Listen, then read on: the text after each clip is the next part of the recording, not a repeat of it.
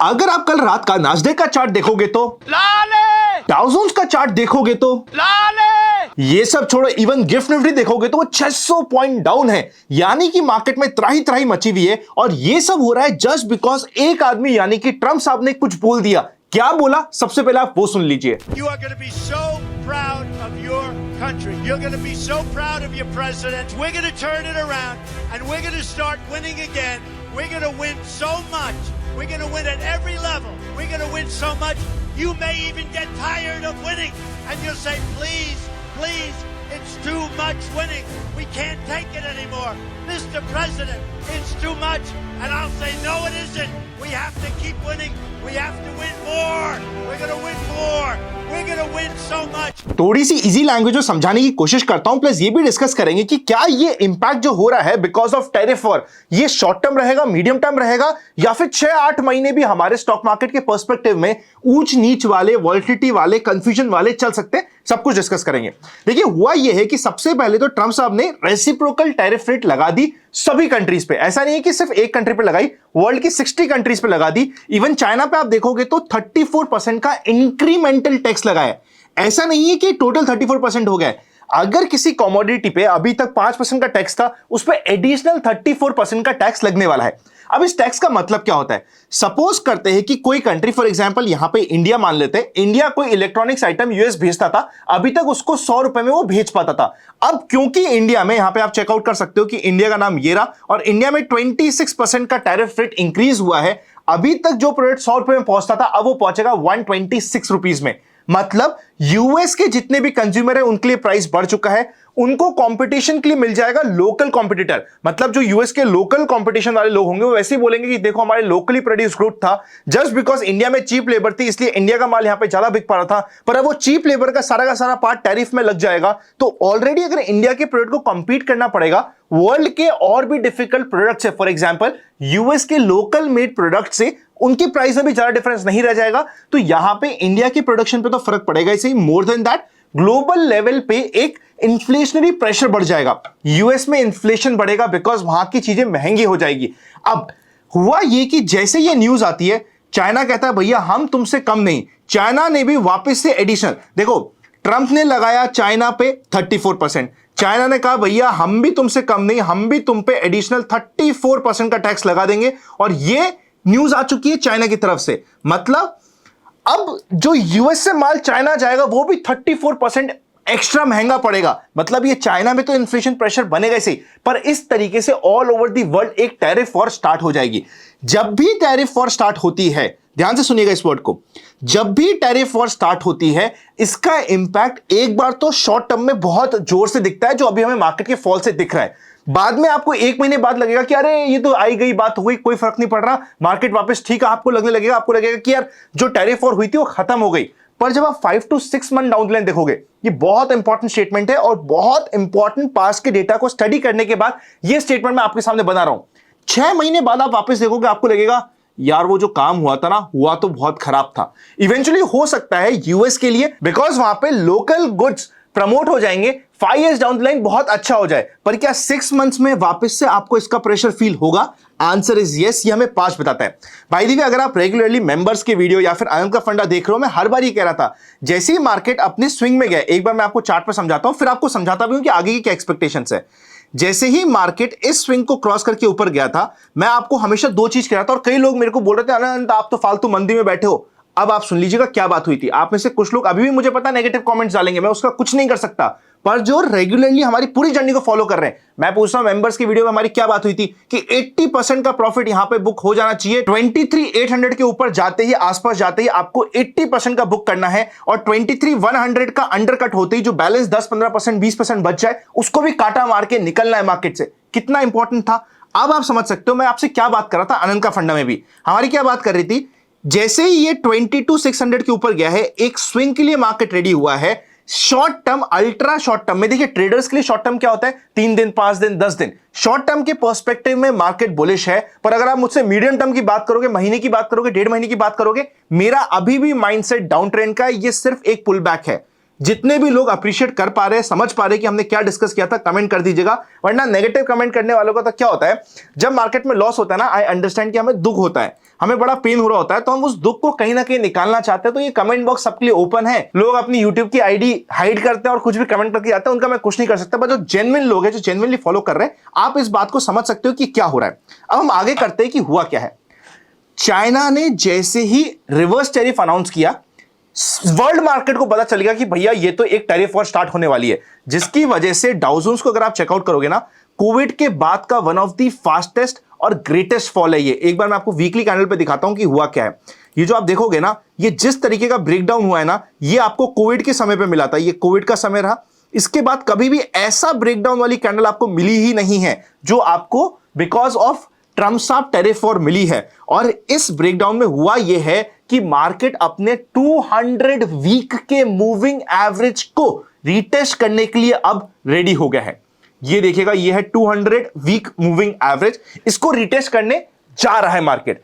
अभी इसका हमारे लिए सबसे पहला इंपॉर्टेंट कंक्लूजन ये बताता हूं कि ये जो अभी हमें दिक्कत लग रही थी, हमेशा हमने बात करी थी कोई इंटरनेशनल कारण की वजह से मार्केट में करेक्शन स्टार्ट होगा, और जब वर्ल्ड मार्केट टूटेगा तब याद रखिएगा, बिना वर्ल्ड मार्केट के टूटे इंडियन मार्केट बहुत टूट रहा है। जब वर्ल्ड मार्केट इसको साथ देगा तो मिड कैप स्मॉल कैप में त्राही त्राही मचेगी। आप कनेक्ट कर पा रहे होंगे।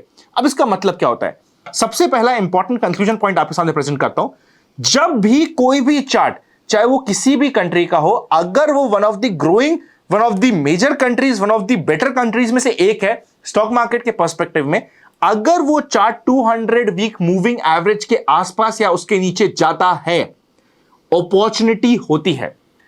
एवरी क्रैश, एवरी करेक्शन आपको डर लगेगा, पर ये अपॉर्चुनिटी क्या ट्रेडिंग में हमें रैंडमली स्टॉक बाय करने की अपॉर्चुनिटी नहीं, म्यूचुअल फंड, इंडेक्स फंड या फिर पूरा एज अ बास्केट बाय करने की अपॉर्चुनिटी यहां पे आती है। अब आप बोलोगे अनंत, तो यूएस मार्केट है, यूएस मार्केट में तो बाय करने के रेस्ट्रिक्शन इतने ज्यादा है कि हम कर ही नहीं सकते। आज के दिन जो इंडिया के यूएस बेस्ड म्यूचुअल फंड है, उनको भी आप टॉपअप नहीं कर सकते।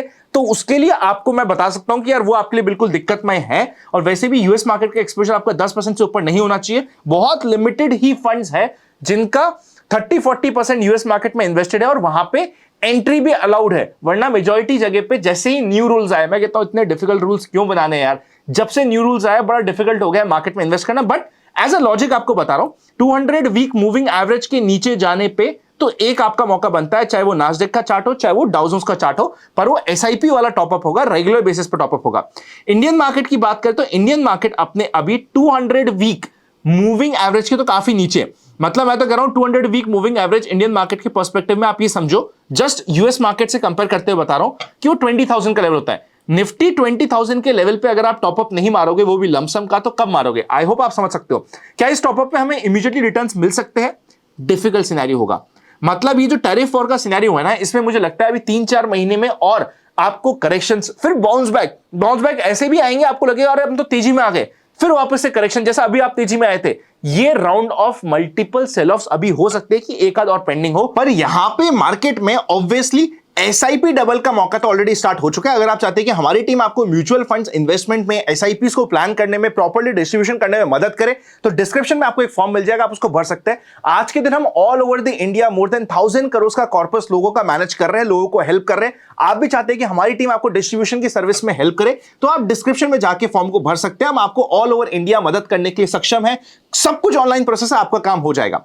आई होप ये पॉइंट आपके लिए क्लियर हो गया। अब यहां पे सबसे पहले मैंने म्यूचुअल फंड की बात कर ली। इंडिया के पर्सपेक्टिव में एसआईपी डबल का मौका है, लमसम का मौका नहीं है, क्योंकि लमसम के लिए अभी भी यहां पे थोड़ा स्कोप है। लमसम का मौका तब बनेगा जब मार्केट ये जो रीसेंट लो बनाया है 22,000 को, इसको रिटेस्ट करके नीचे जाता है, तो हां वहां पे धीरे धीरे ट्रांचेस में लमसम का भी म्यूचुअल फंड्स या फिर इंडेक्स फंड्स में टॉपअप का मौका बन जाएगा। अब मैं बात करता हूं ट्रेडिंग के पर्सपेक्टिव में। अगर आपको मार्केट को शॉर्ट करना आता है, अगर आपको मार्केट में इंट्राडे की ट्रेड करनी आती है, अगर आपको मार्केट में अपने स्टॉप लॉसेस लेने आते हैं, तो ये आपके लिए बहुत अच्छा मौका होगा। ध्यान से सुनिएगा, अगर ये तीनों चीज करनी आती है, इंट्राडे की वॉलेटिलिटी खेलनी आती है, आपको 10 EMA की स्ट्रैटेजी, आपको इनसाइड कैंडल की स्ट्रैटेजी समझ आती है, आप स्टॉप लॉस ले सकते हो, तो ये समय आपके लिए अच्छा होगा। और अगर आप बिगनर हो, तो अभी आप अपना स्टॉक की नॉर्मल ट्रेडिंग जो इधर उधर लिया बेचा, ये सब टाइम पास किया या फिर इंट्राडे की ट्रेडिंग करी, रोक दीजिए। ध्यान से समझिएगा, अगर आपको स्टॉप लॉस लेना आता है, काम करना आता है, तो ये आपके लिए बहुत अच्छा मूवमेंट है, बिकॉज यहां पे मार्केट वॉलेटाइल हो रहा है। वॉलेटाइल मार्केट में ट्रेडिंग के बड़े मौके बनते हैं। पर अगर आप न्यू हो, बिगनर हो, तो ऐसे मार्केट को अवॉइड करके ये सोच लेना चाहिए कि यार मैंने ये अपना लॉस और प्रॉफिट दोनों की अपॉर्चुनिटी को कैंसिल करा है। क्योंकि जब आपको दिखेगा ना कि अरे मार्केट ही तो सीधा जा रहा है आपके, तो अरे काश मैं शॉर्ट कर देता, पैसा ही पैसा होता। भैया पैसा ही पैसा होता, पर वहां पे लॉस की प्रोबेबिलिटी होती है, उसको ध्यान रखिएगा। क्योंकि यहां पे होगा क्या, मैं बताता हूं। मार्केट नीचे सीधा जाएगा, एकदम झटका देगा, फिर नीचे जाएगा, एकदम झटका। इस मूव को अगर आप रेडी हो तो ध्यान रखिएगा। बैंक निफ्टी अभी तक नहीं टूटी है, अपने रेजिस्टेंस के पास पड़ी है। अब बैंक निफ्टी में भी आपको अपने रेजिस्टेंस से रिवर्सल आना लगेगा। बैंक निफ्टी में अगर किसी को तेजी करनी है तो 52,000 के ऊपर जाएगा, तभी तेजी होगी। जब तक वेट एंड वॉच का यहां पे काम हो जाएगा। स्टॉक स्पेसिफिक सबको बहुत इच्छा होगी कि मैं कुछ टॉपअप कर लूं, तो स्टॉक स्पेसिफिक भी किसी को टॉपअप करना है तो instead of topping up individual stock, a basket of stock will be a better thing. अगर आप चाहते हो बास्केट ऑफ स्टॉक्स पे बात करूं, डिटेल में डिस्कशन करूं, मैं नाम नहीं ले सकता due to compliance purpose, but अगर आप चाहते हो तो मुझे कमेंट कर दीजिएगा, यस हम इस पर डिस्कशन करने की कोशिश करेंगे। वर्ल्ड मार्केट का जो ये टैरिफ वॉर की वजह से सिनेरियो है, अभी अगर एक आध और कंट्रीज आप सोच के देखिए कि अगर यूरोपियन यूनियन की तरफ से या यूरोप की कुछ मेजर कंट्रीज की तरफ से और रिटेलिएट हुआ तो और दिक्कत बढ़ेगी। इसके लिए आपको कॉशियस रहना जरूरी है। म्यूचुअल फंड्स लॉन्ग टर्म के पोर्टफोलियो में पैनिक नहीं करना है, बिकॉज म्यूचुअल फंड्स के पोर्टफोलियो में मैं कहता हूं पैनिक करना चाहिए जब वहां पे प्रॉफिट दिख रहा हो। अभी आपको प्रॉफिट दिख रहा है, नहीं दिख रहा, तो आराम से मस्त रहिए, शांत रहिए। पिछले एक साल के पोर्टफोलियो आपने इन्वेस्टमेंट किया होगा तो मार्केट आपको टेस्ट कर रहा है, उसके लिए रेडी रहिए। अगर आप अपना डीमैट अकाउंट खुलाना चाहते हैं, लिंक डिस्क्रिप्शन में मिल जाएगा। क्रिप्टो को भी डिस्कस कर लेता हूं। क्रिप्टो अभी एक रेंज में फंसा हुआ है, तो जब ये रेंज में फंसा होना, मैं हमेशा कहता हूं क्रिप्टो में सबसे मजा तब आता है कि जब वो एक रेंज में फंस जाए, क्योंकि जब वो रेंज टूटेगी एक बड़ा मौका मिलेगा। यहां पे रेंज बनी हुई है ऊपर की साइड 87,700 की। अब तो मैं कहता हूं कि ऊपर की साइड की रेंज होगी 85,200 की, नीचे की साइड की रेंज होगी 81,200 की। इसके बीच में रुक जाइए, पर जैसे ही किसी भी डायरेक्शन में आए, अब आप समझ लीजिए कि 10 से 15% का स्ट्रेट मूव, मतलब 7-8-9 हजार डॉलर का स्ट्रेट मूव यहां पे बिटकॉइन में आपका वेट कर रहा है। बाय द वे, अगर आपको बिटकॉइन में ट्रेड करने के लिए प्लेटफॉर्म चाहिए तो मैं पर्सनली डेल्टा एक्सचेंज इंडिया को यूज करता हूं, जिसका लिंक डिस्क्रिप्शन में मिल जाएगा। प्लस हमने एक प्राइवेट कम्युनिटी भी बना रखी है, जिसके लिए अगर आपने डिस्क्रिप्शन में दिए गए लिंक से डेल्टा एक्सचेंज का अकाउंट खुलाया होगा, हम विद इन 10 डेज आपको इस प्राइवेट कम्युनिटी का एक्सेस मेल पे ही आपके दे देंगे। आप फॉर्म भी भर सकते हो, डिस्क्रिप्शन को चेकआउट कर लीजिएगा। उसके लिए इंपॉर्टेंट है इस रेंज को समझना। इथीरियम का मैं बताता हूं आपको। इथीरियम का in the same way, bullish trade Ethereum में जब तक इथीरियम $2,100 को क्रॉस करके नहीं जाएगा, भाई दी जब भी 2100 को क्रॉस करेगा ना, मैं यहां पे 50% के पॉजिटिव मूव की बात करूंगा। मतलब ये 2100 से सीधा 3000 की बात करूंगा मैं, बड़े लॉन्ग टारगेट्स की। पर जब तक ऐसा नहीं होता, अभी यहां पे बेरिश मूव है, और कभी भी 1770 1780 का लो कटता है तो यहां पे वापस से $100 से $150, मतलब सीधा नीचे जाने की मूव $1,550 के लिए ओपन हो जाएगा। और यह भी गाइड होगा यूएस मार्केट की वजह से, तो उसको आप ध्यान में रख लीजिएगा। आई होप हमने इस टैरिफ वॉर के रिलेटेड सिनेरियोस को डिस्कस कर लिया है। इन्फ्लेशन अब सबसे बड़ी दिक्कत बन जाएगी। अभी जो आरबीआई की पॉलिसी आ रही है, वहां पे बॉन्ड्स की रेट्स में आपको फायदा हो सकता है, वहां पे रेट कट की एक्सपेक्टेशंस बढ़ जाएगी। अगर आपको वीडियो अच्छा लगे तो लाइक करे बिना मत जाइएगा। ये बुक है हमारी the Indian stock market simplified. I am sure अभी तक आपने इसको ऑर्डर कर ही ली होगी, अमेजॉन पे जाके चेकआउट कर लीजिएगा।